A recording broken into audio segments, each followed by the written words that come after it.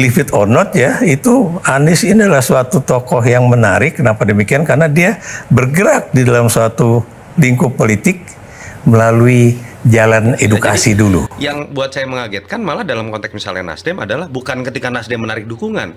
Ketika Nasdem berani sebelumnya deklarasi Anies, itu saya kaget karena Pak Jokowi memang dari awal nggak mau Anies itu. Cawapres saja Pak Jokowi itu udah nggak mau. Dan beliau adalah orang yang terbaik pada zamannya. Tapi kenapa dia dari calon presiden turun kembali menjadi DKI?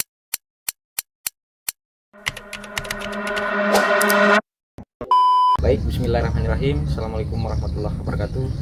Pada kesempatan ini kita kembali akan menyimak atau menyaksikan video dari Bapak Anies Baswedan karena topik pembahasan terkait dengan Bapak Anies Baswedan ini baik dalam hal prestasi beliau maupun dalam hal jenjang karir politik beliau ini selalu menjadi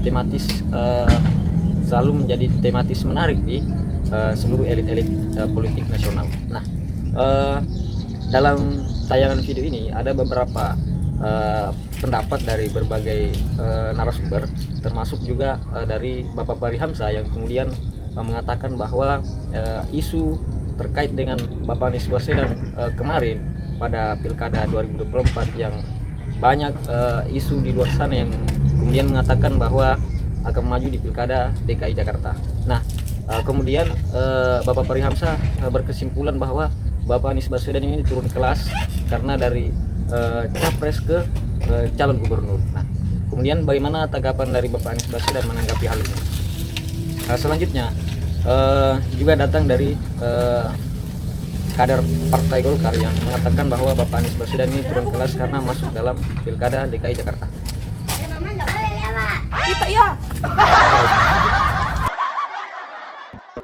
Ya, sebetulnya Anies nih sosok yang menarik ya buat saya ya. Pada pemilu 2009, saya ditemui oleh seorang profesor hubungan internasional dari Amerika Serikat. Saya bilang, he's still too young gitu kan, to become president, saya bilang gitu kan. Believe it or not ya, itu Anies ini adalah suatu tokoh yang menarik. Kenapa demikian? Karena dia bergerak di dalam suatu lingkup politik melalui jalan edukasi dulu. Nah, pertanyaan saya, mengapa kok Anda waktu itu begitu populer? Anies ini dianggap tidak nyaman buat Prabowo dengan Jokowi. Dan ketika kita tahu Anies ini dianggap tidak nyaman buat Prabowo dengan Jokowi dalam konteks masa depan politik termasuk 2029, partai-partai yang ingin masuk dalam koalisi Prabowo Gibran ya tentu saja logikanya lu jangan dukung ya orang-orang yang kita nggak mau, kira-kira gitu kan. Dan mungkin di situ bukan hanya ada nama Anies saja, mungkin aja ada nama-nama yang lain gitu ya. Jadi yang buat saya mengagetkan malah dalam konteks misalnya Nasdem adalah bukan ketika Nasdem menarik dukungan. Ketika Nasdem berani sebelumnya deklarasi Anies, itu saya kaget karena saya tahu udah akan masuk gitu ya dalam koalisinya Prabowo Gibran dalam pertemuan antara Bang Surya dengan Pak Prabowo. Pak Jokowi memang dari awal nggak mau Anies itu. Cawapres saja Pak Jokowi itu udah nggak mau. Apalagi menjadi capres kan gitu. Ya. Itu terucap.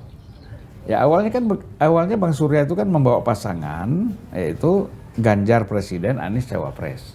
Oh. Nah, kalau sebagai Ganjar sebagai capres oke. Tapi Anies walaupun sebagai cawapres Pak Jokowi nggak mau. Selanjutnya Skornya 9. skornya 9, siapa ini Pak? Pak Anies Pak Baswedan. Anies Baswedan. Alasannya? Jadi saya memilih Pak Setioso nilai 9. Karena beliau memimpin salah satunya program yang terbaik.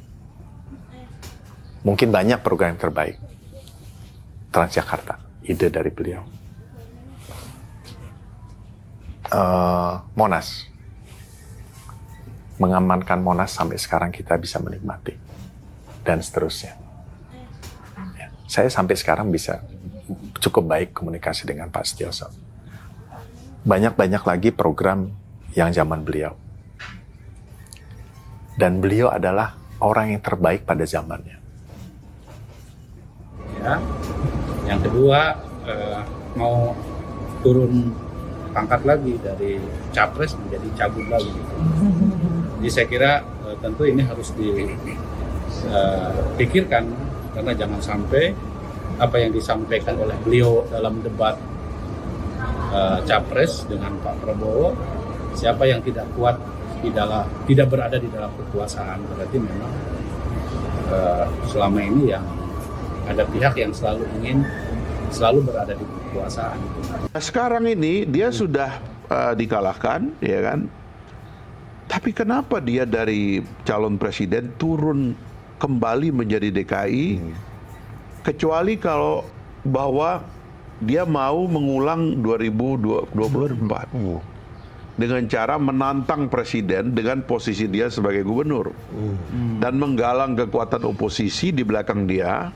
Lalu dia mau menunjukkan bahwa dia sebagai gubernur Jakarta ini adalah calon presiden yang terkuat. Dia misalnya itu tidak sehat bagi transformasi tadi yang saya katakan ke ibu kota itu gitu loh.